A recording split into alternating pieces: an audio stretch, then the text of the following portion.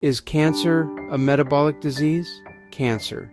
It's the word nobody wants to hear. And for decades, the medical establishment has told us it's all about genetics mutations in your DNA driving cells to divide out of control. But what if that's wrong? What if the real cause of cancer has been hiding in plain sight, inside a tiny organelle called the mitochondria? And what if the treatments we've been sold are making things worse? Hello, I am Dr. K. Paul Stoller, and I created a webinar on efficacious alternative cancer treatments at K.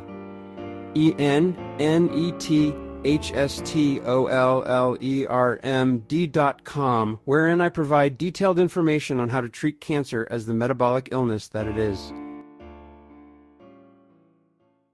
The dominant theory in cancer research is that cancer is genetic. Tumors carry mutations in genes that either stimulate or suppress cell division. This theory has driven billions of dollars in research and spawned an entire industry of so-called personalized genetic therapies. But here's the problem. The drugs developed from this theory are not working. Clinical trials may show tumors shrinking, but patients are still dying. On average, these new therapies add about 2 months of life. 2 months. And the FDA approves them anyway, based on statistical models of progression-free survival, not actual cures or quality of life. There are glaring holes in the genetic theory. Consider this.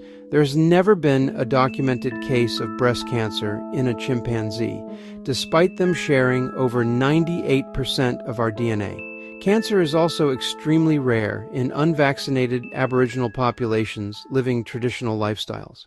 But the moment modern medicine arrives with its vaccines, processed foods, and pharmaceutical interventions, chronic illness explodes. Obesity, diabetes, dementia, and cancer follow. Is that a coincidence? Or is something else going on? Dr. Thomas Seyfried has proposed a compelling alternative. Cancer is a metabolic mitochondrial disease. In groundbreaking experiments, he showed that when cancerous cytoplasm is transplanted into normal cells, those cells become cancerous, even with a healthy nucleus. But when a cancerous nucleus is placed into a healthy cell, the cell continues to divide normally. This suggests it's not the DNA in the nucleus that drives cancer. It's the dysregulated mitochondria in the cytoplasm. Building on Otto Warburg's Nobel Prize-winning work, Seyfried explains that cancer cells fuel themselves through sugar fermentation, not oxygen-based metabolism like normal cells. This means that reducing glucose through ketogenic or calorie-restrictive diets can starve cancer cells while leaving healthy cells intact. And he has documented cases where patients have survived a decade or more after terminal diagnoses, simply by managing their diet. Now, showing that something improves survival is not the same as showing it caused the disease in the first place. What causes the mitochondria to malfunction? What pushes a healthy cell into a cancerous state?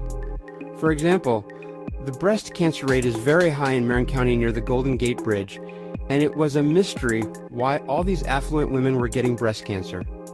But the reason was their drinking habits. It was a toxin from the metabolism of alcohol. So, what is the real cause of cancer? One researcher, Sasha Latipova, points to a striking pattern. Completely unvaccinated people living in modern America, eating all kinds of food, show zero cancer at any age. Zero. Since the rollout of mRNA vaccines, cancer rates have exploded, especially in younger populations. And here's the connection to Seyfried's work. His cytoplasm transplant experiment closely mirrors what happens during cell transfection, exactly what lipid nanoparticle-based mRNA shots are designed to do.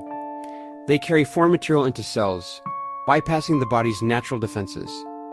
When foreign proteins enter a cell's cytoplasm, the cell may try desperately to expel them, dividing haphazardly and at a faster pace. And that, some researchers argue, is how tumors begin. What does all of this tell us about modern science? Scientific consensus is not always what it appears. Established theories contain untested hypotheses, confirmation biases, and gaps in experimental proof that are quietly forgotten over time. If there is consensus, this isn't science. When billions of dollars in research funding, pharmaceutical profits, and academic careers are built around a particular theory, like the genetic theory of cancer, the machinery of science can resist correction, even in the face of contradictory evidence. Does science follow the evidence or follow the money? The truth about cancer is not what you've been told.